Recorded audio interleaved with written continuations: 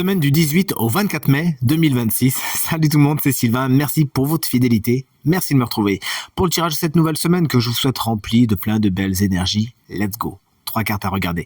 La première, c'est le correspondant à votre signe solaire. La deuxième, c'est le correspondant à votre ascendant. Et la troisième, c'est le correspondant à votre signe lunaire. Pourquoi ? Pour avoir davantage de renseignements, davantage de conseils. L'ordre du tirage des signes de cette semaine est le suivant. Écoutez bien, on commence avec vous, chers amis, signes d'air, pour enchaîner avec les signes d'eau, les signes de feu. Vous prenez la suite et on terminera tout naturellement avec les signes de terre.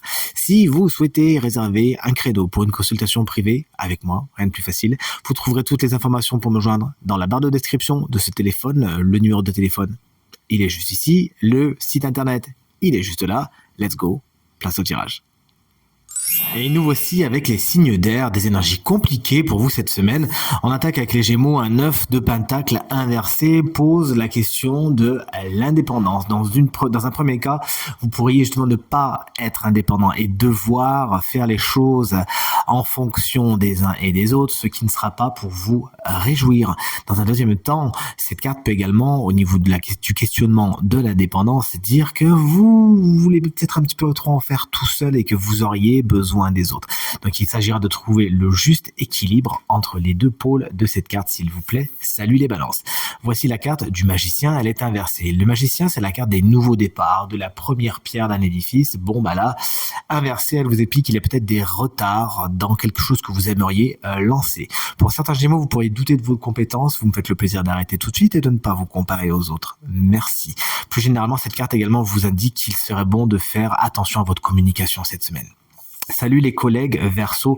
Le 8 d'épée n'est pas une carte qu'on aime beaucoup voir arriver, mais bonne nouvelle, elle a un tenant mais aussi un aboutissant. C'est la carte des prises de tête et des prisons mentales. Vous pourriez vous poser beaucoup de questions cette semaine et voilà, être dans des ressassements, dans des projections du passé ou du futur qui vont pas vous faire du bien. Ce qui est bon avec cette carte, c'est que elle vous explique que vous êtes responsable de tout cela et que vous êtes aussi capable d'arrêter ce petit vélo qui tourne dans votre tête tout en revenant à l'instant présent, et c'est ce que je vous invite à faire, chers amis Verseau.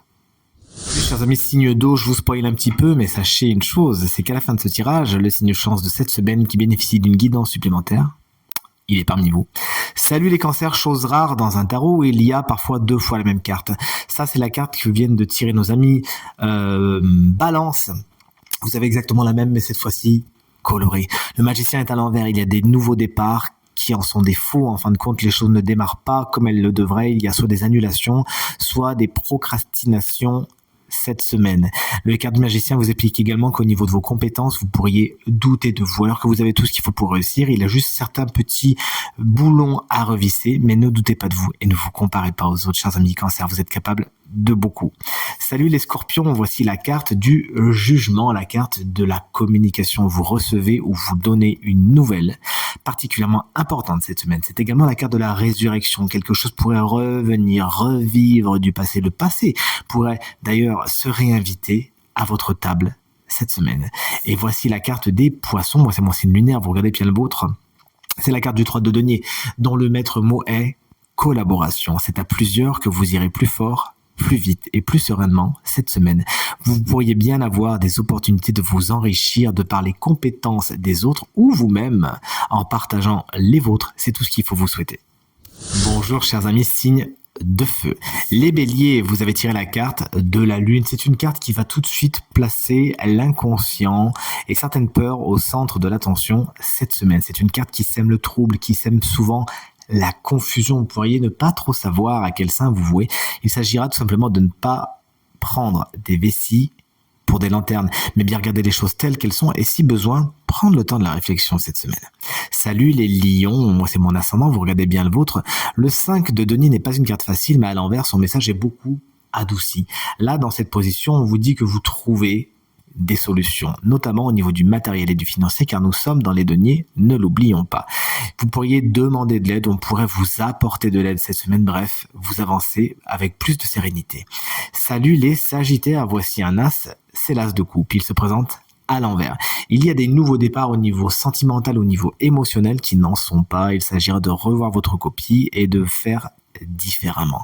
L'as de coupe, lorsqu'il est inversé, parle également d'émotions qui pourraient être refoulées. C'est donc une invitation à les exprimer, à dire ce que vous avez sur le cœur cette semaine. On va pas se battre sur les signes de terre, toutes nos cartes sont à l'envers, mais pas de panique. Salut les taureaux, on vous embrasse bien fort. Si vous fêtez votre anniversaire cette semaine, vous avez peut-être un petit peu du mal à prendre un chiffre différent dans votre âge. C'est ce que semble nous dire la roue de fortune lorsqu'elle se présente à l'envers, c'est-à-dire comme elle a été tirée. Il y a des cycles qui ont du mal à prendre, mais vous inquiétez pas, la roue de fortune finit toujours par tourner. Le moment de la frustration étant passé, que vous serez déjà sur une autre étape. Et c'est une carte qui vous met en garde également cette semaine contre des imprévus qui pourraient avoir une gestion somme toute assez discutable. Salut les vierges, voici la carte du 7 de denier, elle se présente à l'envers. Il y a certaines situations dans lesquelles vous mettez de l'énergie et c'est pas pour ça va pas vraiment donner ce que vous escomptiez, chers amis vierges. Il s'agira de revoir votre copie et de mettre votre énergie là où vraiment ça va vous être rendu, là où ça va être tout simplement rentable. Le reste, c'est une perte de temps.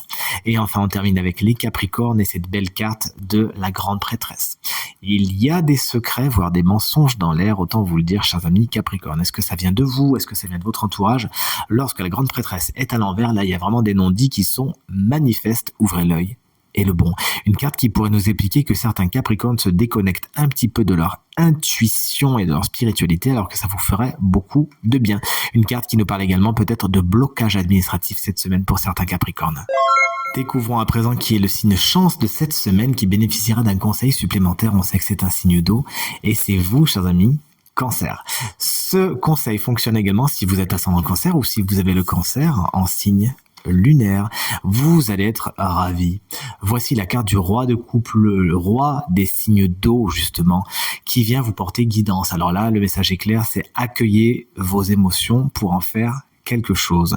Votre sagesse et votre expérience pourrait bien s'avérer des superbes maîtres cette semaine. Vous allez peut-être tomber sur des situations où vous allez vous dire, tiens, j'ai déjà vécu ça, la gestion a été peut-être mauvaise, j'ai beaucoup appris de tout cela et maintenant je vais gérer les choses d'une autre façon. Vous allez donc pouvoir vous enorgueillir, autant le dire, de certaines victoires du passé qui peuvent avoir de belles conséquences aujourd'hui. Félicitations.